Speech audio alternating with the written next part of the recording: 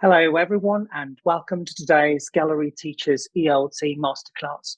My name's Riccardo Chiappini, and I'm an ELT materials writer based in Madrid, Spain. The topic of today's masterclass is this one: text mediation, developing useful communication strategies in the ELT classroom. So let's start by considering what we mean by texts. These pictures here all represent texts. There are written texts, such as fairy tales, text messages, and poems. There are spoken texts like one-to-one or even group conversations, podcasts, and radio programs. And there are visual texts like graphs and infographics. Even music scores are text, obviously, in this case, visual. And finally, we have multimodal texts, which are a mixture of visual and spoken texts, such as theatre plays or movies, or a mixture of visual, spoken, and written texts, like when we use subtitles when we watch a movie. And this is what we're going to talk about in this webinar, texts and how to mediate them. We'll first analyze real situations in which mediation is, again, either possible or necessary. And from these situations, we'll then extract the main ingredients of text mediation, and we'll establish a definition for text mediation. Then we'll put these ingredients back together to create mediation tasks. We'll look at the mediation strategies that students would need to use to do the tasks. And finally, we'll see how a different target audience can significantly impact the way students mediate information, even when it comes from the same source text. So let's start by analyzing 4 situations, A to D, in which mediation is possible and necessary. The question here is, what do these situations have in common? I'm going to give you a minute to read the situations and answer the question on your own.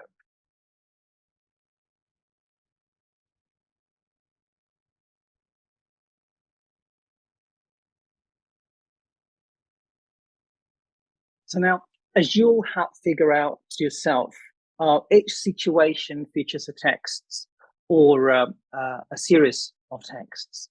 In situation A, for example, we have an online advert, which could be a mixture of written and visual text, or even a mixture of written, visual, and spoken text. In situation B, we have a paragraph from a rent agreement that is a specialized text, in this case, written. In situation C, we have a diagram from a textbook, which is a visual text, which may also report numerical and or textual information.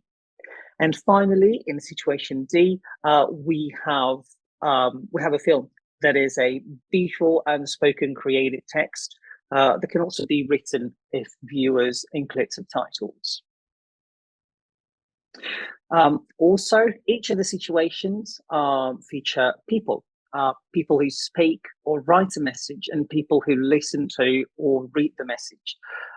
Shortly, we'll see that these roles in mediation are called mediator and target audience. Here we have in A, a teenager and her mother. In B, we have a French law student and a friend. Then a student and their classmate in situation C, and then a film critic and a potential readers of their review in situation D. And finally, situations A to D have a common objective. A text needs explaining, information needs bridging. So in situation A, for example, the texts needs bridging because the mother can't understand the advert because she doesn't speak the language it's written in. In situation B, the friend may well speak French, but they don't understand legal jargon, the specialized language of such texts. And in situation C, the classmate has missed the teacher's explanation of the diagram and therefore needs someone else to explain it to them. And in situation D, the potential readers of the film review might not have watched the movie being reviewed, and they might want to read about it before deciding whether or not to watch it. So these are the main ingredients of text mediation: texts, people, and purpose. Now, in text mediation, as you can see from this slide, the mediator has access to a given text or series of texts. We'll call this text or a series of texts source texts. On the other end of the mediation line is the target audience. The target audience is someone that needs or wants to know what the source text or a series of source texts say. So the mediator takes charge of the situation and passes on the source information to their target audience through another text, which in mediation we'll call target text. And this target text could be spoken, written, or visual. Now, there are different reasons why the target audience needs someone to mediate a text for them. For example, they might not have had the time to read or listen to or look at the text. Or they might be unfamiliar with the topic and need someone who does know about it to explain it to them.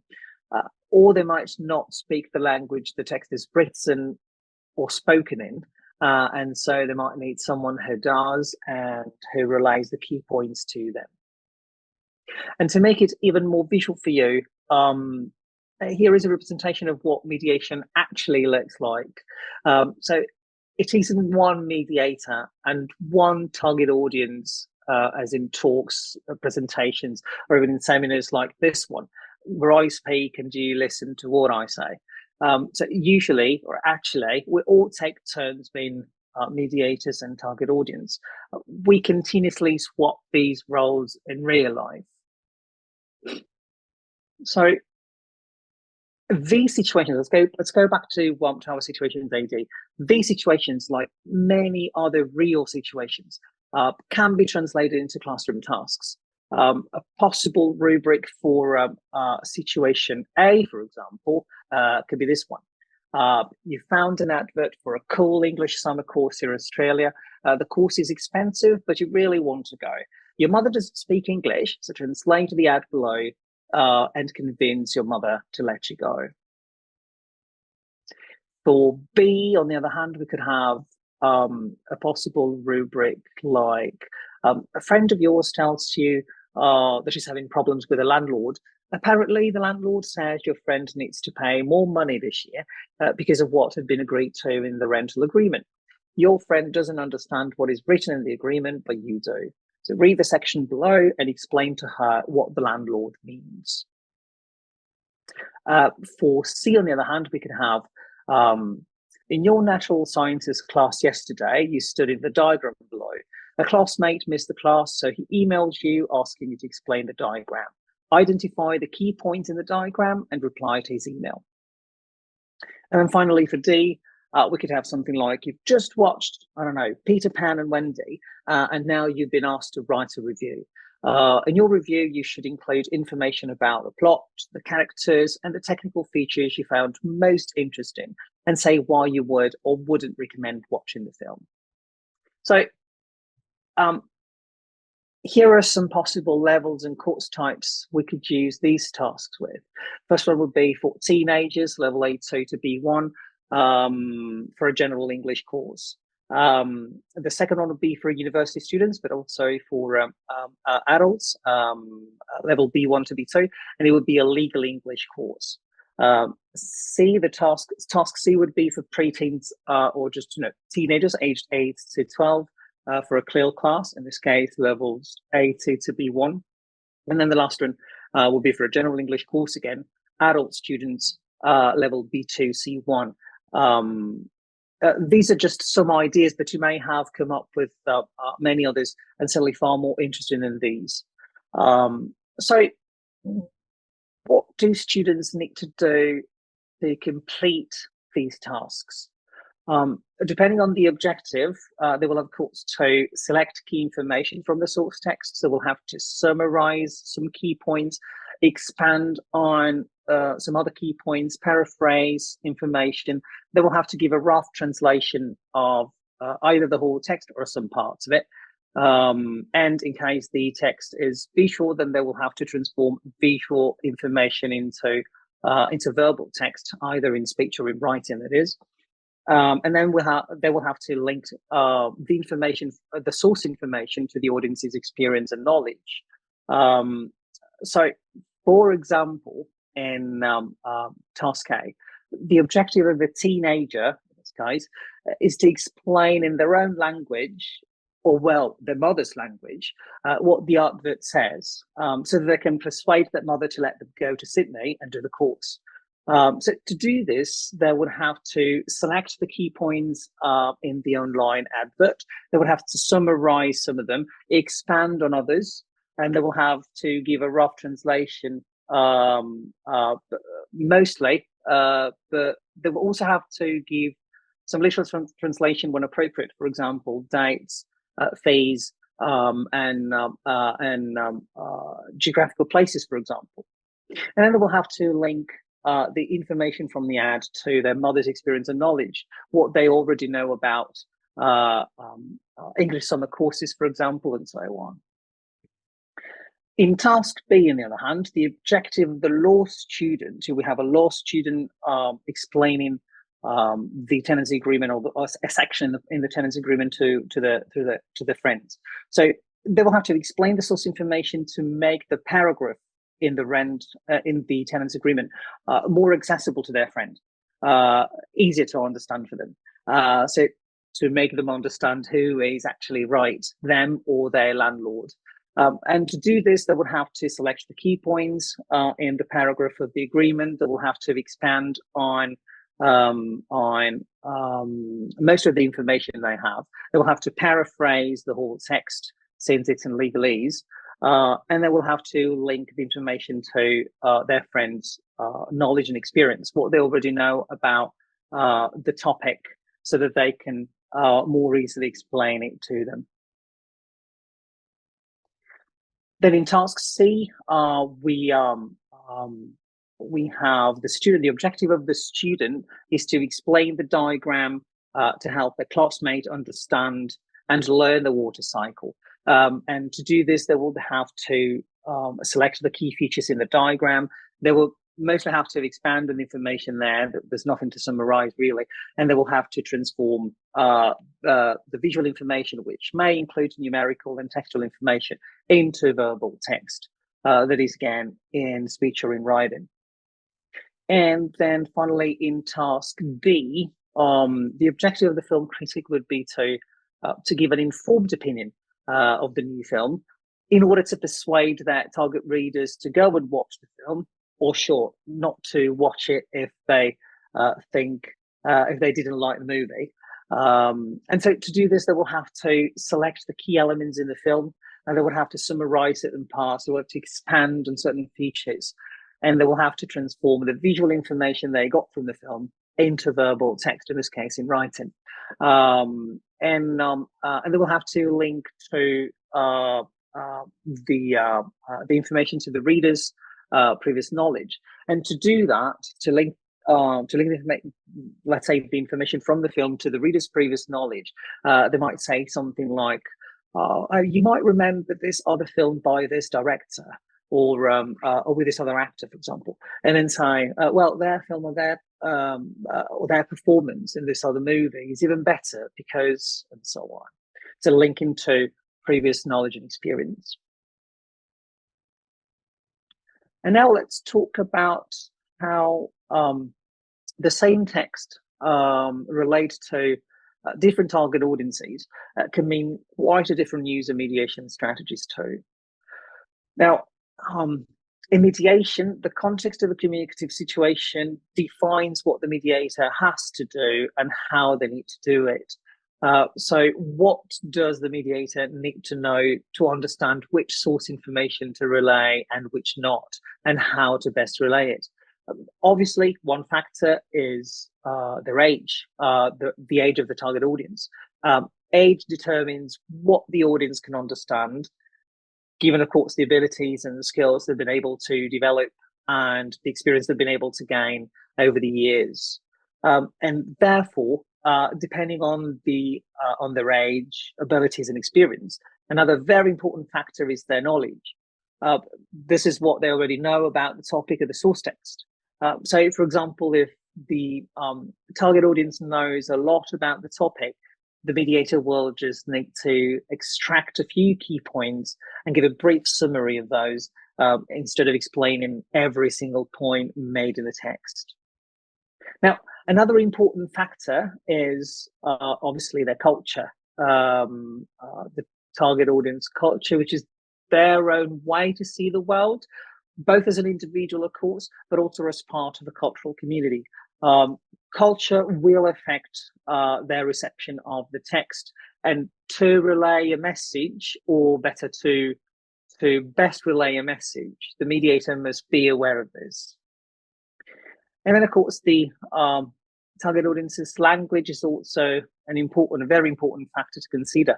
The mediator needs to know whether their audience needs to be relayed the message in the same or in a different language, or as it's becoming more and more common today, especially in international spaces, a mixture of different languages. So now, all these features will have an enormous impact on the way the mediator will relay the source information. It will have an impact on content, as it will depend on how much the target audience can understand and or already knows about the topic. It will also have an impact on the style and language that the mediator will use to relay the message in the target text. That is the level of formality, the language and quantity of specialized or more common words that the audience is more likely to understand, and so on. And therefore, this will also have an impact on the genre, the type of text that the mediator will need to produce to relay the source information. And therefore, of course, strategies, the most appropriate mediation strategies that the mediator will need to use to relay the information. But in the light of all this, then, what's the most appropriate target text for a particular situation? What strategies should I use to pass on a message to make it accessible, that is understandable to particular audience? So these are the questions that the mediator will have to answer, or better, will have to reflect on each time they're asked to mediate information. This is, of course, because the mediator will need to use different strategies to mediate even the same information from the very same source text. So, for example, in task A here in this slide, if we had to use the same source text, which is the online advert, but for a higher level group, say studying an English for specific purposes course, economics in this case, for example. So how would this affect the mediation process? Well, the target text the mediator would need to produce and the mediation strategies that they would need to use would be different. Sometimes slightly different, others completely different. I'll give you some time to read the rubric in the green box to understand the situation.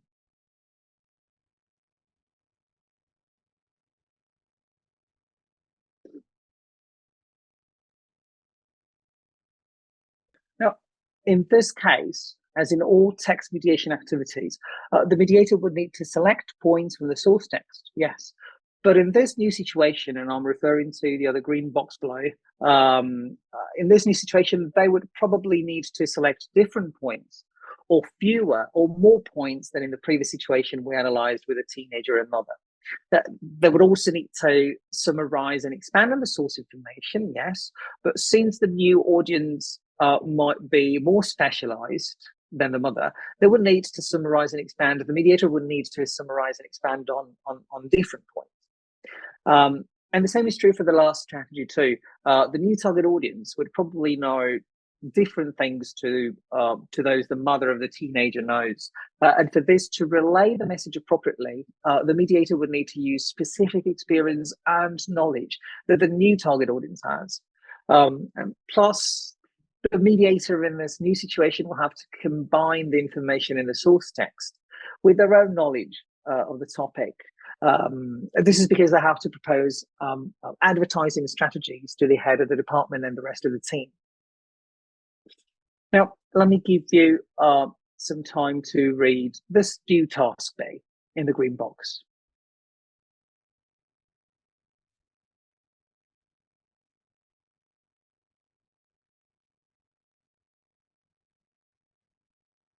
In this new task bay, the mediator will probably have to explain fewer points with respect to the first situation, because the audience this time is their boss. So, for example, the mediator wouldn't need to explain difficult jargon, as the boss would be more than familiar with it. And here we have a new task C, and please take some time to read it.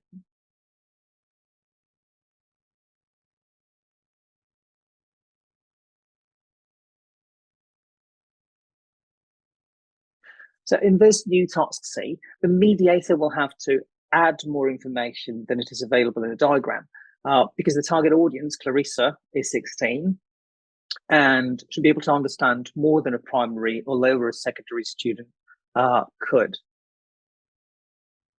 And the same happens for the new task D. I'll give you some time to read it.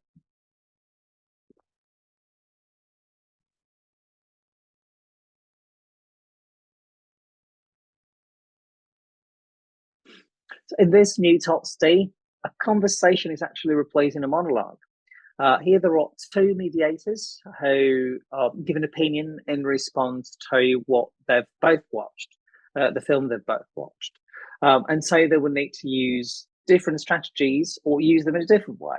So, for example, they might not need to explain how the director is or who the actors are, but they might want to give a response to the special effects, the way they acted, the way they created a particular effect, and so on. So they should both know how the director is, who the actors are. So they will just focus on the key points, which are their own opinion of the text, just making reference to what they've both watched. But mediating texts isn't only relaying, summarizing, or paraphrasing information. Mediating texts is also adapting texts. In this very task, for example, on the slide, students are asked to think about a well-known tale, or at least known in the teaching context I work in, and have to set it in a different place and therefore in a different culture. The question here is pretty simple. What if Little Red Riding Hood had been written in Ethiopia or in Addis Ababa, for example? So the task itself, though isn't as simple if you think about it. Students are encouraged to think about what to retain from the original story of Little Red Riding Hood, and what to change to make the tale work within that particular city and culture. This actually means that students will have to analyze the original text, in this case, the source text, and reflect on how they could relay the same story, but in a way that is more accessible and more culturally relevant to an audience from a completely different place and a completely different culture. So what would be different if we had this change of context? We have a different in characters, for example. So we would have different names, appearance, different clothes that the characters wear, and so on. We would have the characters acting in different roles. Maybe we would have a boy replacing a girl, or we would have a cattle herder replacing a woodcutter, talking about Little Red Riding Hood in Addis Ababa, for example, in Ethiopia, and Little Red Riding Hood as we know it. Or it could be, instead of having the grandmother, we would have an elder in the adjacent village, for example. Or we would have a different landscape. We would have the savannah replacing the woods. We would have lions replacing the wolf. The Tej replacing the wine, and so on. And then, of course, we might also have a different ending, depending on how tolerant of violence. And let's think about talking about an early version of Little Red Riding Hood in early New High German. In this case, we're talking about probably a version that is definitely not appropriate for children or appropriate for some cultures. So we would have a different cut in terms of violence, gore, and so on. And the same would happen in what I've come to call elder mediation. Adapting text doesn't only mean adapting to a different culture, but also to a different age. Here we have the same source text. We're talking about, again, an early version of Little Red Riding Hood. But in this case, we're asking our students to turn the story into a picture book for 5-year-olds. So what would be different in the picture book? Again, we would have different names, appearance and clothes. We would have a different setting. We might have a less scary setting, so a more natural and comfortable setting, which is easy to identify for 5-year-olds. For example, we would have, instead of the woods, we would have a playground, for example, and so on. The actions would probably be different. Would Little Red Riding Hood, if still called Little Red Riding Hood, would walk alone in the woods? Or how bad do we want to characterize the wolf, really? And then, of course, also here we would have a possibly different ending. Would Little Red Riding Hood be eaten up, or would she be able to escape?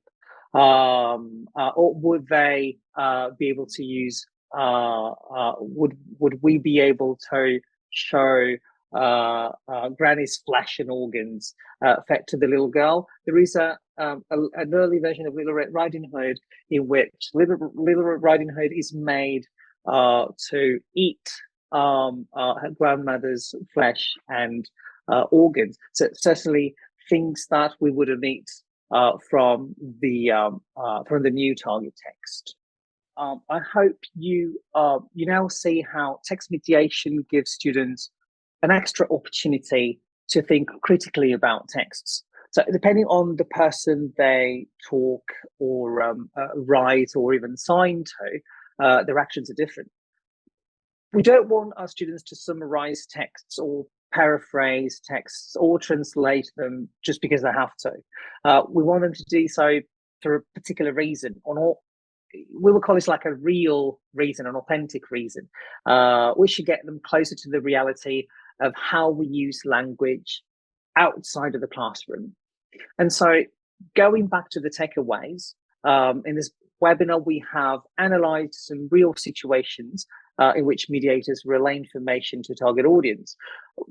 We've seen what the main ingredients of text mediation are, that is texts, and of course, but also the people involved in the mediation process and the objective of such a process.